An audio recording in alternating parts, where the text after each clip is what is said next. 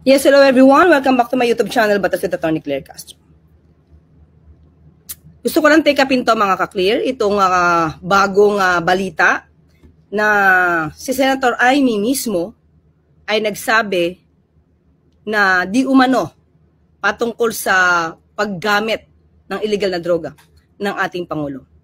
This is definitely a desperate move. Ang pinag-uusapan sa peaceful rally ay patungkol sa di umanong korupsyon. Ano ang dahilan ni Senator Amy para ang sarili niyang kapatid ay siraan niya? Alam naman natin na nagkaroon na ng drug test nung pangbago mangampanya ang ating Pangulo. Gusto ko pong ipakita sa inyo para po maalala niyo muli.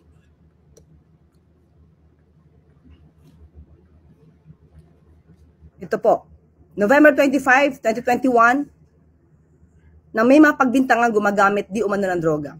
Mismo, at that time, hindi pa po Pangulo, si Pangulong Marcos Jr. Siya mismo ang nagboluntaryo para magpa-drug test. At sinasabi po sa drug test na to ay negatibo. St. Luke's Medical Center on Thursday dispelled doubts on the authenticity of its drug test results after it received a backlash when the presidential aspirant and son of former dictator Ferdinand Marcos Jr. took a cocaine test in the hospital branch in Taguig City. So pinakita po dito na negatibo. At mismo, pakita ko po muli sa inyo, ito.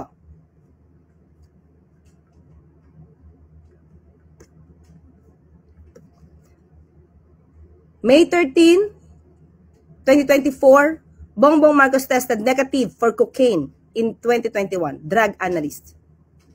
Tested negative for cocaine.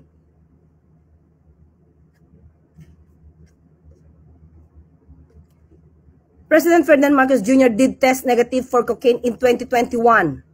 A drug analyst from St. Luke's Medical Center confirmed Monday. Kailan po ito ilabas? May 13, 2024.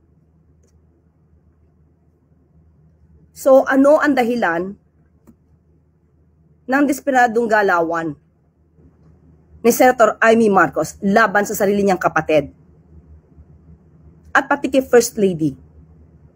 Kundi makapanira lamang. Walang basihan. Dahil kung itong test na to na siyang kinumpirma ng St. Luke's na negative ang Pangulo pagdating sa drug test. Bakit hindi siya tumutol noon? Alam natin kung anong motibo niya. Dahil ba maaari ng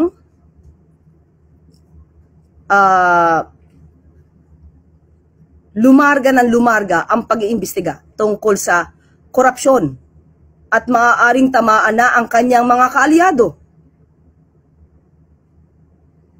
Mga kaalyado sa Senado?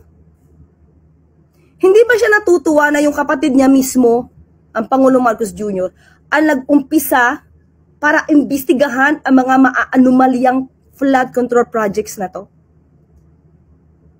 Ang Pangulo ang gustong maglinis ng kalat noong nakaraan.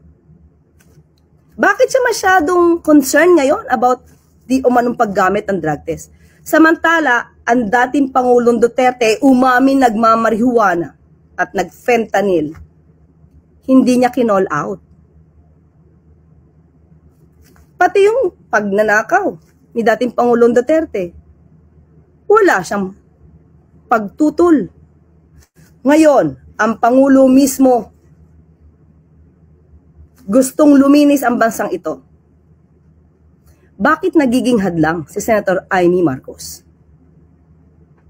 Anong gusto mong patunayan sa mga sinabi mong ganyan? Matagal ng issue to at napatunayan na to na hindi totoo ang bintang na yan. Ginawa nyo yan para siraan lang ang Pangulong Marcos Jr. Nagpagawa pa kayo ng AI-generated na video Pero nung hindi umubra at napatunayang peke, lahat na lang ng pagbibintang para masira ang Pangulo, ginawa nyo. Pero lahat yan, peke. Lahat yan, fake news. So, Senator Amy, sana naman, maging makabayan ka. Tumulong ka po sa pagpapaimbestigang ginagawa ng sarili niyong kapatid. Tuligsain na lahat ang mga korap. Huwag niyo pong kampihan. Huwag niyong itago. Hayaan natin magtrabaho ang Pangulong Marcos Jr. para masawata lahat itong korupsyon na to.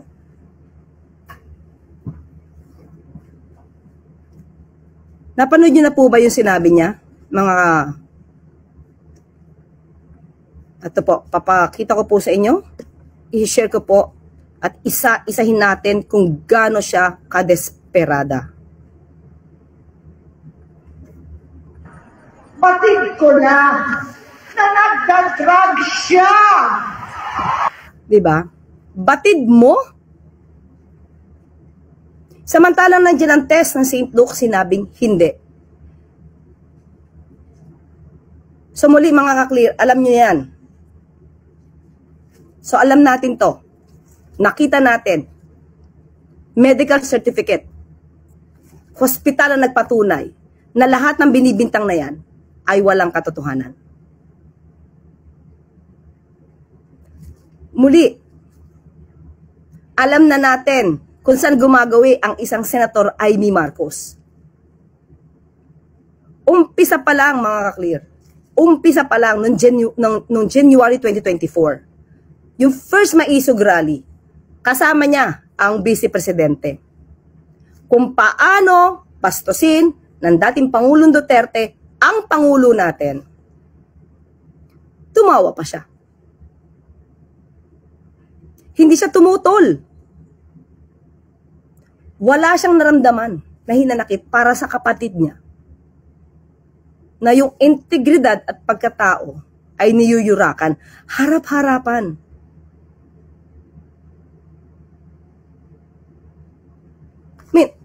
Ito na lang mga kaklir. Anong klaseng kapatid si Senator Amy? Anong klaseng Pilipino si Senator Amy?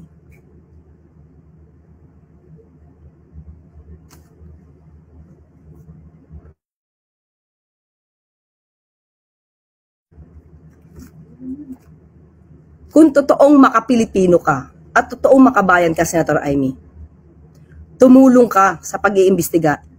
Dapat na ma-pinpoint, dapat maituro kung sino talaga ang sangkot sa korupsyon. Huwag mong sirain ang kapatid mo.